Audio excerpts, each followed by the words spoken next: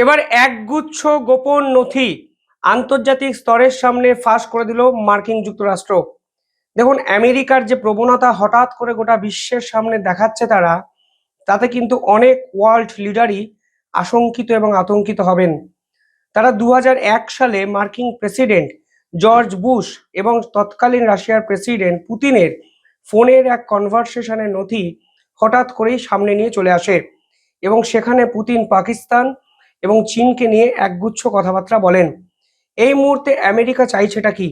America চাইছে রাশিয়ার যে বর্তমান অবস্থা, গোটা বিশ্বের বিভিন্ন দেশের কাছে যে অ্যাকসেপ্টেন্স, সেটাকে শেষ করে দিতে। তারা দেখেছে এই মুহূর্তে পাকিস্তানের সঙ্গে রাশিয়া একটা সম্পর্ক মেনটেন করে চলে।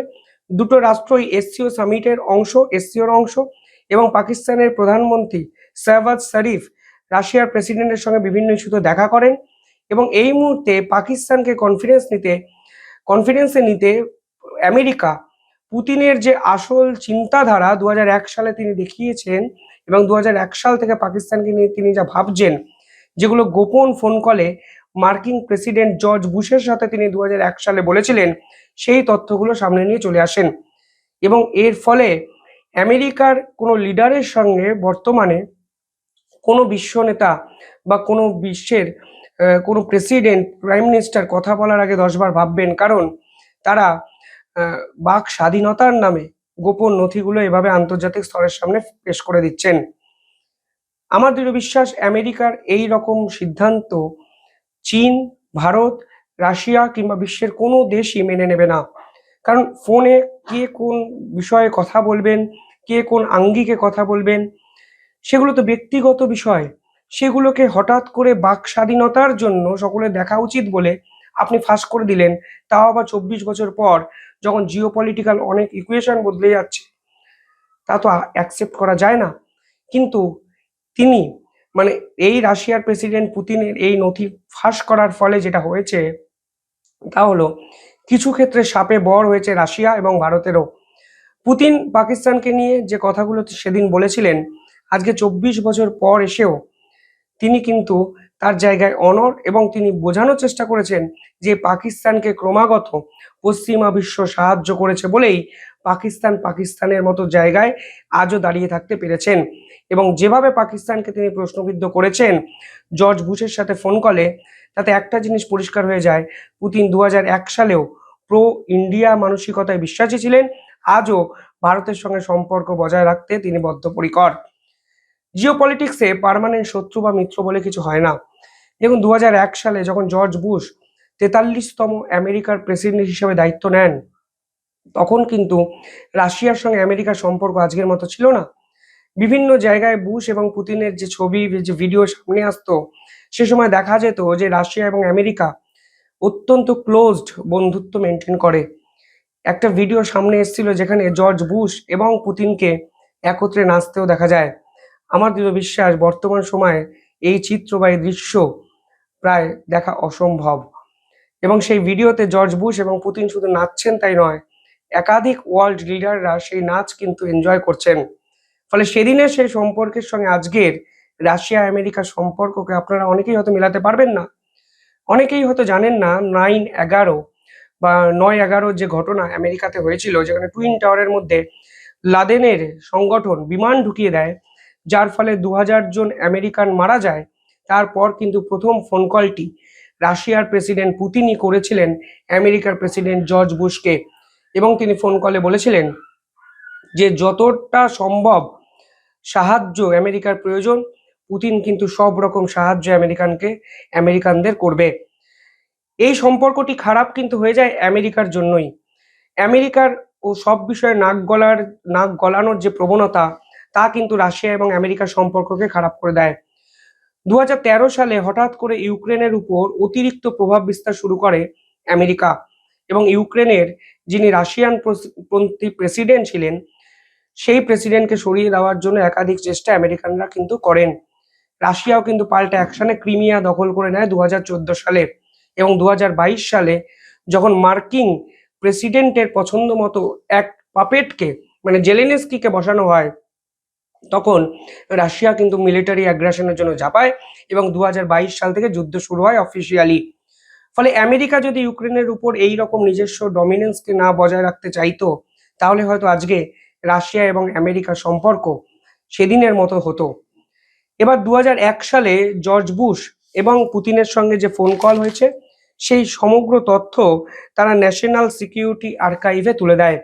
সেখানে একটা ছোট্ট পার্ট আমি আপনাদের দেখাচ্ছি, এবং আপনারা বোঝার চেষ্টা করুন যে সম্পর্ক কিভাবে বদলায়, পুতিনের মানসিকতা সেদিন কি ছিল, এবং এই পার্টিকুলার এনক্রিপ্টেড যে তথ্য তা আমেরিকা প্রকাশ করে কি প্রমাণ করতে চাইলো আন্তর্জাতিক স্তরের সামনে। সেখানে একটা জায়গায় বলা হয়েছে যে I will restrict missile technology to Iran, এবং পুতিন বলছেন যে আমি ইরানের মিসাইল টেকনোলজিকে রেস্ট্রিক্ট করে দেব। অথচ বর্তমান সময়ে ইরান এবং রাশিয়ার সম্পর্ক কিন্তু অত্যন্ত ভালো। অর্থাৎ আমেরিকা যে নথি প্রকাশ্যে এনেছে তা কিন্তু তারা জেনে শুনেই এনেছে। এই মুহূর্তে ইরানের মিসাইল টেকনোলজিকে কারা বানচাল করতে চাইছে? আমেরিকা ও ইসরায়েল।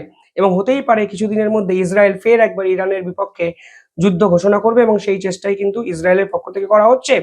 কিন্তু 2001 সালে রাশিয়ার প্রেসিডেন্ট পুতিনের মনে হয়েছিল যে ইরানের হাতে যদি মিসাইল টেকনোলজি তুলে দেওয়া হয়, কিংবা তারা যদি নিউক্লিয়ার টেকনোলজি সম্পূর্ণ একটি রাষ্ট্রে পরিণত হয়, তাহলে গোটা বিশ্বের কাছে তা হবে থ্রেট। পরবর্তী লাইনটি দেখুন কিভাবে তিনি পাকিস্তান সম্পর্কে একাধিক ধারণা পেশ করেছিলেন। তিনি বলছেন যে there are those who want to make money with the country, মানে তিনি বলতে চাইছিলেন এই ডকুমেন্টে যে পৃথিবীতে এমন কিছু রাষ্ট্র আছে যারা নিউক্লিয়ার উইপেনকে বিক্রি করে পয়সা রোজগার করে। অর্থাৎ ইরানকে সে সময় নিউক্লিয়ার উইপেন বিক্রি করার কথা ছিল পাকিস্তানের। সেদিনের পাকিস্তান, আজকের পাকিস্তান দেখুন একই জায়গায় দাঁড়িয়ে আছে যে পয়সার জন্য তারা সবকিছু করতে পারে। এবং পুতিন কিন্তু 2001 সালে পাকিস্তান যে এই জায়গা তৈরি করছে তার প্রথম আভাসটি মার্কিন প্রেসিডেন্ট জর্জ বুশকে দিয়েছিলেন।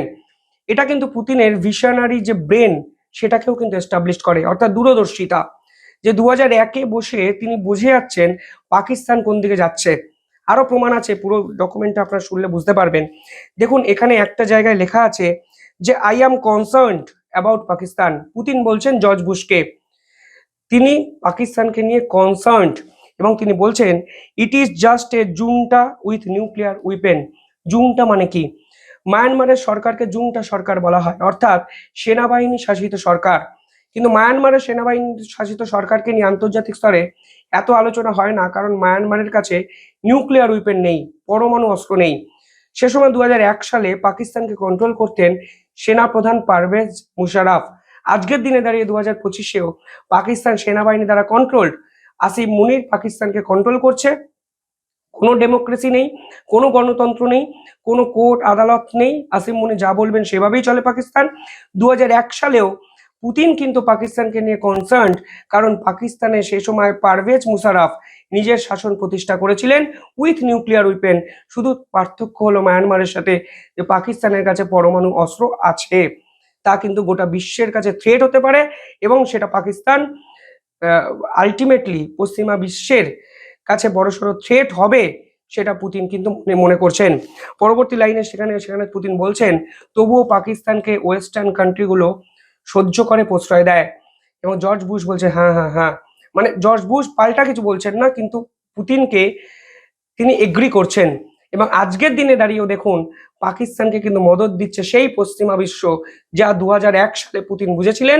এবং পুতিন বলেছিলেন 2001 থেকে পশ্চিমা বিশ্ব যদি পাকিস্তানকে সহযোদ্ধা হয়ে না লড়ে, তাহলে কিন্তু পাকিস্তান আজকে এই জায়গায় যাবে না। ফলে আজকের দিনে দাঁড়িয়ে ওয়েস্টার্ন কান্ট্রিগুলো পাকিস্তানকে মদদ দিচ্ছে, যা পুতিন কিন্তু 2001 সালে বলেছিলেন। তিনি পরিষ্কার বলেছিলেন it is no democracy, the West makes no criticism and it should talk about it. বলছেন ওয়েস্ট তবুও পাকিস্তানের কোনো নিন্দা করে না, ক্রিটিসাইজ করে না, সকলের একসঙ্গে বলা উচিত।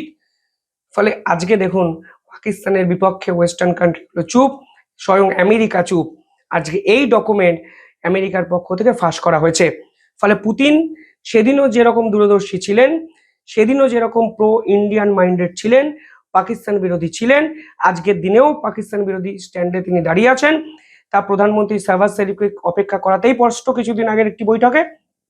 অন্যদিকে পাকিস্তানের বারবারন্ত যে আমেরিকা এবং ওয়েস্টার্ন কান্ট্রিগুলোর জন্য, সেটাও কিন্তু এস্টাবলিশড হয়ে যাচ্ছে এই লিকড ডকুমেন্টে। তাই এই ডকুমেন্ট ফাঁস করে আমেরিকা রাশিয়াকে বিভিন্ন ক্ষেত্রে বিপাকে ফেলতে চাইলেও আসলে যে এটি ব্যাকফায়ার হয়েছে সেটাও কিন্তু বিশেষজ্ঞরা বলতে শুরু করেছেন। আপনারা কিভাবে দেখছেন পুরো বিষয়টি কমেন্টে জানাবেন। দেখতে থাকুন দ্য ইন্ডিপেন্ডেন্ট নেটওয়ার্ক।